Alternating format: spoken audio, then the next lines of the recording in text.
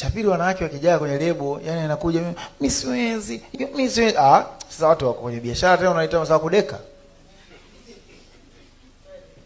Lazima uje kama mwanamke akiwa na mentality fulani ya kiume. Ndio Zuchu alikuja hivyo.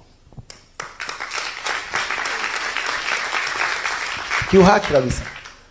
Alikuja yeye ni mwanamke, kwanza alikuja anajiamini kulikweli. Hata miongoni mwa vitu ambavyo kidogo tulimchelewesha kwa sababu tukasema uje uli ikubali sana huyo. Alikuja ana kabisa madam.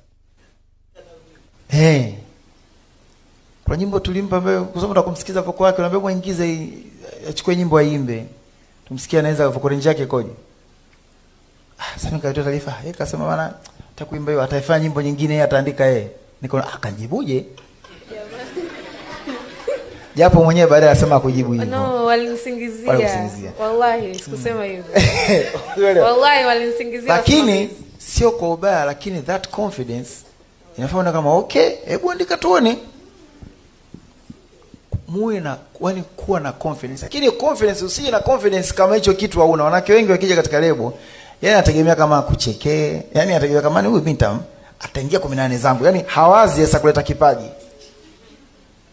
Anawaza kuja pale kutumia nafasi aliyokuwa nayo kinamna nyingine ili kumpa nafasi.